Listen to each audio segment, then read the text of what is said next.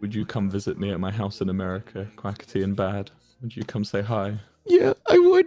I would, Wilbur. Yeah. If I didn't have to fly on a plane, sure. Oh. Badboyhalo is terrified of planes, and I don't understand why. Are Whoa, you whoa, Bad? whoa. I'm not terrified. I'm respectful of planes. Respectful? I mean, I am too. You have to be.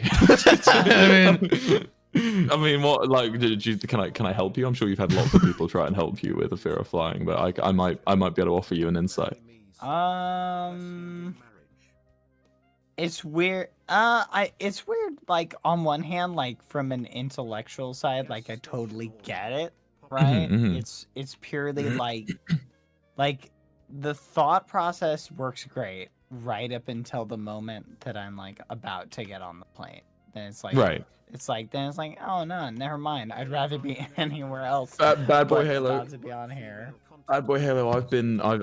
I've been flying for many years, and I still get scared when I'm walking along the passenger carrier or on the tarmac to get onto a plane, like onto a passenger plane. It's natural. Yeah. It's natural to be nervous about it because it is scary. You're getting into a big sardine can, pressured sardine can that launched into the air. You know. Not fly on planes together. This is because perfect. Here's the thing, Bad. I do still fly a lot. I love to travel, you know, and the flight is still very nerve-wracking for me. I still, you know, I have to like really distract myself at points to keep myself from thinking. Because I don't know if it's the same with you, but the thing that gets me is the idea that there's nothing below my feet. Like it's just like air, you know. That's the bit that gets me, and the idea that I'm completely out of control or whatever happens, you know. But the difference is that all I need to think about, and I don't know, you've probably already been told this, but the thing that really helps me every time is I always think, how many planes, when I go outside, is pre-COVID, of course, when I go outside and look up in the air, how many planes I'll see if I just stare at the sky for like an hour? Hundreds, maybe, you know?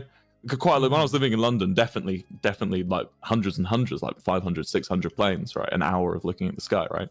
How many of them will even have like a super trivial accident happen? You know, how many will even have like, you know, maybe they'll land and a wheel will give out, right? Which is that's like a code red, like that's like a bad thing, right? A wheel to give out, but yet no one will get hurt, most likely, right? How many of them will have that happen? Zero. You will not hear about any of them having it happen, right? And how many of those planes will crash? Zero. No, you know, you can look at hundreds going overhead all the time, and zero. And that's all I sort of tell myself. What, Quackity, what are you putting on the screen? You know, the visual representations of, for people who don't know planes.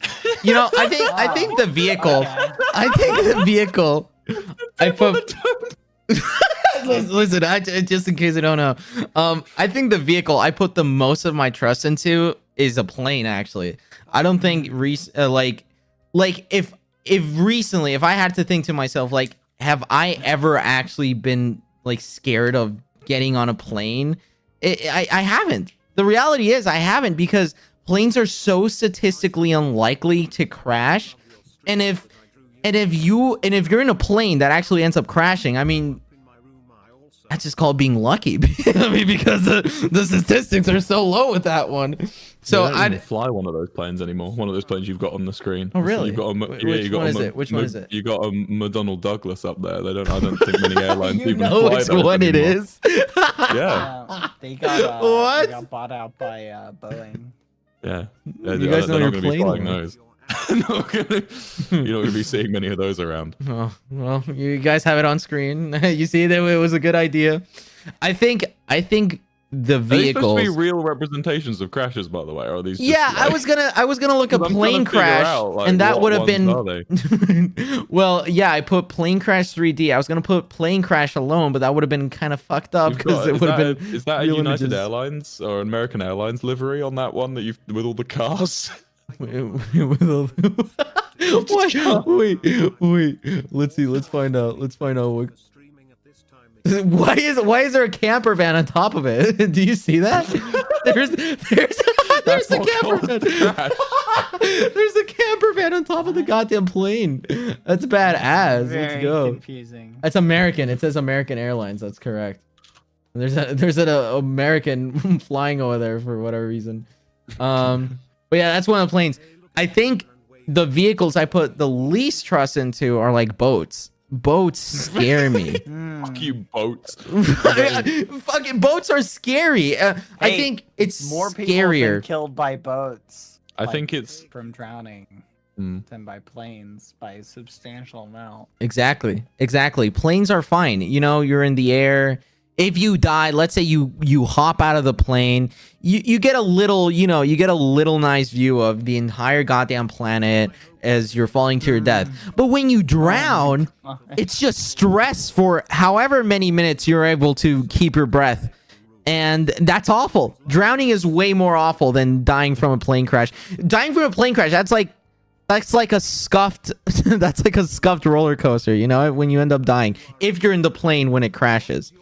I think I figured out what the flight is on the top depiction too. Tell us which flight is it? I think that's Flight 331, American Airlines Flight 331. Oh, okay. In 2009, I'm pretty sure. Really? And no one died. No one died. Oh, wow. Let's see. That's It says journey. hashtag air crash, hashtag American Airlines, hashtag crash. I don't think it says which plane it was. People are shitting on the actual model because they say it sucks that there's no actual there's no actual representation of what happened. You know your plane lore, Wilbur. Jesus Christ. Plane lore.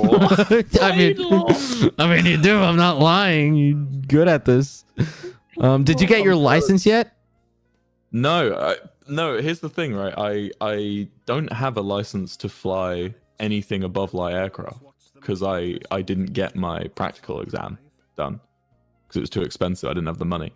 But I'm a licensed glider pilot, and I've done my theory tests for Cessna and other light aircraft. What's explain to me how this whole thing? There's this thing. I think it's called like G units or something. What, G-force? Yeah, G-force. How does that work? Well, that's the amount of like Earths you are experiencing. So right now you're experiencing 1G, right? Okay. Because you're experiencing the Earth's gravitational pull. Right. But if you are being, do you know what a centrifuge is? Like centripetal force. No. Okay, so you know if you spin something around really quickly, the rope becomes tense.